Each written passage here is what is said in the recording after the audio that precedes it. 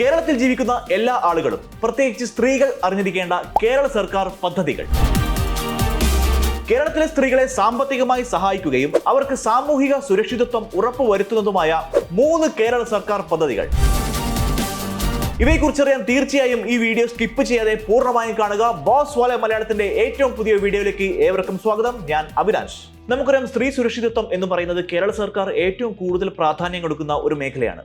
അവരെ സാമ്പത്തികമായി മാത്രമല്ല സാമൂഹികമായും സുരക്ഷിതമാക്കുക, അവർക്ക് യാതൊരു വിധത്തിലുള്ള ഭയവും അതുപോലെ തന്നെ യാതൊരു വിധത്തിലുള്ള ഇൻസെക്യൂരിറ്റിയും ഇല്ലാതെ തന്നെ കേരളത്തിൽ ജീവിക്കാൻ പറ്റുന്ന ഒരു സാഹചര്യം ഉണ്ടാക്കിയെടുക്കുക എന്നത് തന്നെയാണ് കേരള സർക്കാരിന്റെ ലക്ഷ്യവും. അതിനായിട്ട് ഏതാനും ചില പദ്ധതികൾ കേരള സർക്കാർ ആവിഷ്കരിച്ചിരിക്കുകയാണ്. ഇവ പുതിയ പദ്ധതികളല്ല, ഓൾറെഡി എക്സിസ്റ്റിംഗ് ആയിട്ടുള്ള പദ്ധതികളാണ്. പക്ഷെ നിങ്ങളിലേക്ക് ഇത് എത്തിക്കുക, കൂടുതൽ ആളുകളിലേക്ക് ഈ പദ്ധതിയെക്കുറിച്ച് എത്തിക്കുക, കൂടുതൽ ആളുകൾക്ക് അതിന്റെ ബെനിഫിറ്റ് ഉണ്ടാക്കി കൊടുക്കുക എന്ന ലക്ഷ്യത്തോടു കൂടിയാണ് ഇന്ന് ഈ വീഡിയോ ഞാൻ ചെയ്തിരിക്കുന്നത്. സ്ത്രീകൾക്കായുള്ള ആദ്യത്തെ പദ്ധതി അഭയകിരണം സ്കീമാണ്. കേരളത്തിലെ വീടില്ലാത്ത സ്ത്രീകൾക്ക് അതുപോലെ തന്നെ സാമൂഹികമായി പിന്നോക്കം നിൽക്കുന്ന സ്ത്രീകൾക്ക് സഹായം നൽകുക എന്ന ലക്ഷ്യത്തോടു കൂടി ആരംഭിച്ച ഒരു പദ്ധതിയാണ് അഭയകിരണം പദ്ധതി. അവർക്ക് സേഫ് ആയിട്ടുള്ള കൂടുതൽ മെച്ചപ്പെട്ടിട്ടുള്ള ജീവിത സാഹചര്യം ഒരുക്കി കൊടുക്കുക എന്നതാണ് ഈ ഒരു പദ്ധതി കൊണ്ട്, അഭയകിരണം പദ്ധതി കൊണ്ട് ഉദ്ദേശിക്കുന്നത്. കേരള സാമൂഹിക നീതി വകുപ്പ്, അതായത് സോഷ്യൽ ജസ്റ്റിസ് ഡിപ്പാർട്ട്മെന്റ് ആണ് അഭയകിരണം പദ്ധതി ആവിഷ്കരിച്ചത്. അഗതികളായിട്ടുള്ള വിധവകൾക്ക് പ്രതിമാസം 1000 രൂപ വെച്ച് കൊടുക്കുന്ന ഒരു പദ്ധതിയാണിത്. അതുകൂടാതെ അവർക്ക് ഷെൽട്ടറും അവർക്ക് താമസിക്കാനുള്ള സൗകര്യവും ഈ പദ്ധതി പ്രകാരം ഒരുക്കി കൊടുക്കുന്നു.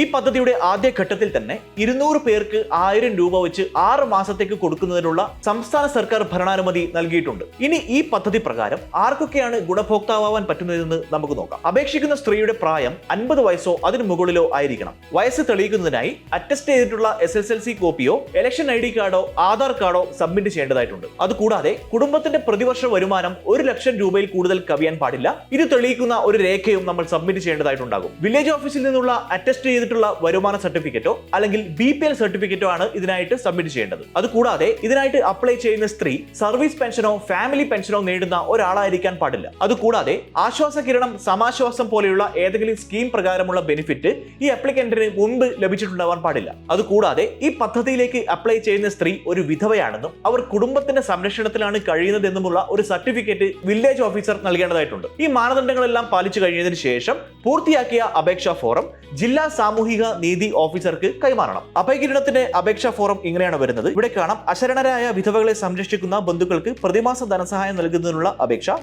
വിധവയെ സംരക്ഷിക്കുന്ന ബന്ധുവായ ഗൃഹനാഥൻ അല്ലെങ്കിൽ ഗൃഹനാഥയുടെ പേര്, മേൽവിലാസം, പിൻകോഡ്, ഫോൺ നമ്പർ ഇവ ഇവിടെ രേഖപ്പെടുത്തുക. ആപ്ലിക്കന്റിന്റെ പേര്, അതായത് വിധവയുടെ പേര്, പൂർണ്ണമായ മേൽവിലാസം, അവരുടെ വയസ്സ്, ജനന തീയതി, വിധവയുടെ വാർഷിക വരുമാനം, അതുപോലെ തന്നെ വിധവയുടെ പേരിൽ ആരാണോ അപേക്ഷിക്കുന്നത് അവർക്ക് ഇവരുമായുള്ള ബന്ധം, സംരക്ഷകൻ അല്ലെങ്കിൽ സംരക്ഷക, വിധവയ്ക്ക് മക്കളുണ്ടെങ്കിൽ അതിന്റെ വിശദ വിവരങ്ങൾ, വിധവയുടെയും സംരക്ഷകന്റെ അല്ലെങ്കിൽ സംരക്ഷകയുടെ സംയുക്ത bank account number, IFSC code, branch എന്നിവയുടെ വിവരങ്ങൾ, സംരക്ഷകന്റെ ബാങ്ക് അക്കൗണ്ട്, വിധവ ഏത് ICDSന്റെ പരിധിയിൽ പെടുന്നു, അപേക്ഷകന്റെ ആധാർ നമ്പർ, അതായത് സംരക്ഷകൻ അല്ലെങ്കിൽ സംരക്ഷക, സ്ഥലം, തീയതി രേഖപ്പെടുത്തുക, സംരക്ഷകന്റെയോ സംരക്ഷകയുടെയോ പേരും ഒപ്പും ഇവിടെ രേഖപ്പെടുത്തുക. അതുകൂടാതെ വിധവയുടെ ഒപ്പും പേരും ഇവിടെ രേഖപ്പെടുത്തുക. അതിനുശേഷം ഒരു സൂപ്പർവൈസർ ഇതിനുമായി ബന്ധപ്പെട്ട അന്വേഷണം നടത്തുന്നതായിരിക്കും. ആ അന്വേഷണ പ്രകാരം ഒരു സൂപ്പർവൈസറുടെ അന്വേഷണ റിപ്പോർട്ട് സബ്മിറ്റ് ചെയ്തതിനു ശേഷം വിധവയുടെ വാർഷിക വരുമാനം 1 ലക്ഷം രൂപയിൽ താഴെയാണെന്നുമുള്ള ശിശു വികസന പദ്ധതി ഓഫീസറുടെ ഒരു സാക്ഷ്യപത്രവും ഇവിടെ ആവശ്യമായിട്ടുണ്ട്. അതുകൂടാതെ ജില്ലാ പ്രോഗ്രാം ഓഫീസറുടെ ശുപാർശയും ഇവിടെ ആവശ്യമുണ്ട്. അപേക്ഷയോടൊപ്പം ഉൾപ്പെടുത്തേണ്ട രേഖകൾ അത് ഞാൻ ഓൾറെഡി പറഞ്ഞു കഴിഞ്ഞു, അതും ഇവിടെ മെൻഷൻ ചെയ്തിട്ടുണ്ട്. സോ അശരണരായ വിധവകൾക്ക് സാമ്പത്തിക സഹായം നൽകുന്നതിനായിട്ട് അവരെ സംരക്ഷിക്കുന്ന ആൾക്ക് ഈ ഒരു പദ്ധതിയിലേക്ക് അപ്ലൈ ചെയ്യാവുന്നതാണ്. അപ്പോൾ അഭയകിരണ സ്കീമിനെ കുറിച്ച് നമ്മൾ മനസ്സിലാക്കി.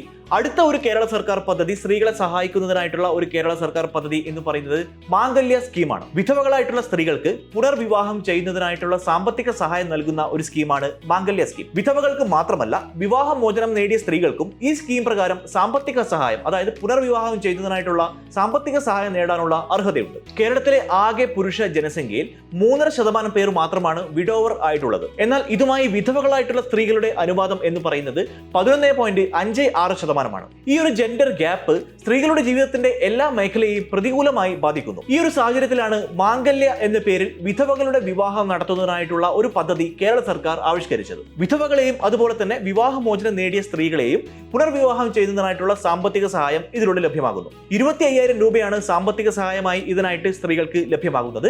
ഇനി എന്തൊക്കെ ഡോക്യുമെന്റ്സ് ആണ്, എന്തൊക്കെ രേഖകളാണ് മാംഗല്യ പദ്ധതിയിലേക്ക് അപ്ലൈ ചെയ്യാനായിട്ട് ആവശ്യമുള്ളത് എന്ന് നമുക്ക് നോക്കാം. പുനർവിവാഹം ചെയ്യാൻ പോകുന്നു എന്നതിന്റെ തെളിവ്, അതായത് പ്രൂഫ് ഓഫ് റീമാരേജ്, ആദ്യ ഭർത്താവ് മരിച്ചു പോയതിന്റെ മരണ സർട്ടിഫിക്കറ്റ്, വിവാഹമോചിത ആണെങ്കിൽ അതുമായി ബന്ധപ്പെട്ട ലീഗൽ ഡോക്യുമെന്റ്സ്, BPL അല്ലെങ്കിൽ പ്രയോറിറ്റി കാറ്റഗറിയിൽ ഉള്ള ആളാണെങ്കിൽ അതുമായി ബന്ധപ്പെട്ട പ്രൂഫുകൾ, വയസ്സ് തെളിയിക്കുന്ന സർട്ടിഫിക്കറ്റ്, SSLC ബുക്ക് പോലെയുള്ള അറ്റസ്റ്റ് ചെയ്ത വയസ്സ് തെളിയിക്കുന്ന ഒരു സർട്ടിഫിക്കറ്റ് ആവശ്യമാണ്. ഇനി അഥവാ വിധവയുമല്ല വിവാഹമോചിതയുമല്ല എന്നാൽ ഭർത്താവ് ഉപേക്ഷിച്ച ഒരു സ്ത്രീയാണെങ്കിൽ അവർക്കും ഇത് പ്രകാരം സാമ്പത്തിക സഹായം ലഭിക്കും. ഭർത്താവ് ഉപേക്ഷിച്ചിട്ട് 7 വർഷമോ അതിന് മുകളിലോ ആയി എന്നതിന്റെ ഒരു പ്രൂഫ് സബ്മിറ്റ് ചെയ്താൽ ഇത് അവൈൽ ചെയ്യാവുന്നതാണ്. ബാങ്ക് പാസ്ബുക്കിന്റെ ഒരു കോപ്പിയും സബ്മിറ്റ് ചെയ്യുക. പൂരിപ്പിച്ച അപേക്ഷ ശിശു വികസന സമിതി ഓഫീസർമാർ മുഖേന ജില്ലാ വനിതാ ശിശുക്ഷേമ ഓഫീസർമാർക്ക് അയക്കണം. സാമ്പത്തികമായി പിന്നോക്കം നിൽക്കുന്ന സ്ത്രീകൾക്ക് സ്വയം തൊഴിൽ ചെയ്യുന്നതിനായിട്ടുള്ള ധനസഹായം നൽകുന്ന ഒരു പദ്ധതിയാണ് സഹായഹസ്തം പദ്ധതി. കേരളത്തിലെ വിധവകളുടെ എണ്ണം എന്ന് പറയുന്നത് വളരെ കൂടുതലാണ്. ഇവരിൽ പലരുടെയും സാമ്പത്തിക സ്ഥിതി അതീവ ദയനീയവുമാണ്. ഇത്തരത്തിലുള്ള അവസ്ഥയിലൂടെ കടന്നു പോകുന്ന സ്ത്രീകൾക്ക് സ്വയം തൊഴിൽ ചെയ്തുകൊണ്ട് സാമ്പത്തികമായി സുരക്ഷിതത്വം ഉറപ്പാക്കുക എന്ന ലക്ഷ്യത്തോടെ അവർക്ക് സാമ്പത്തികമായി പിന്തുണ നൽകുന്ന ഒരു പദ്ധതിയാണ് സഹായഹസ്തം. ഇതൊരു വൺ ടൈം ഫിനാൻഷ്യൽ അസിസ്റ്റൻസ് ആണ്. ഇതിനാവശ്യമായിട്ടുള്ള പ്രധാനപ്പെട്ട എലിജിബിലിറ്റി ക്രൈറ്റീരിയ അല്ലെങ്കിൽ യോഗ്യതാ മാനദണ്ഡം എന്ന് പറയുന്നത് വിധവയുടെ പ്രായം 55 വയസ്സോ അതിൽ കുറവോ ആയിരിക്കണം. അതുപോലെ തന്നെ പ്രതിവർഷ വരുമാനം 1 ലക്ഷം രൂപയിൽ കൂടാൻ പാടില്ല. അപ്പോൾ സ്ത്രീകൾക്കായി, സ്ത്രീകളുടെ ഉന്നമനത്തിനായി, അതായത് സമൂഹത്തിൽ സാമ്പത്തികമായും സാമൂഹികമായും പിന്നോക്കം നിൽക്കുന്ന സ്ത്രീകൾക്ക്, പ്രത്യേകിച്ച് വിധവകൾക്ക് കേരള സർക്കാർ നൽകുന്ന സാമ്പത്തികമായും സാമൂഹികമായുമുള്ള സഹായ പദ്ധതികളെ കുറിച്ചാണ് നമ്മൾ ഈ വീഡിയോയിലൂടെ മനസ്സിലാക്കിയത്. വീഡിയോ ഇഷ്ടപ്പെട്ടെങ്കിൽ തീർച്ചയായും ബോസ് വാല മലയാളം ചാനൽ സബ്സ്ക്രൈബ് ചെയ്യാൻ മറക്കരുത്. ഇതുപോലുള്ള കൂടുതൽ ഇൻഫോർമേറ്റീവ് ആയിട്ടുള്ള വീഡിയോകളുമായി ഞാൻ ഇനിയും നിങ്ങളുടെ മുന്നിലേക്ക് വരും. അപ്പോൾ അടുത്ത വീഡിയോയിൽ വീണ്ടും കാണാം. By. Boss Wala. Be the boss.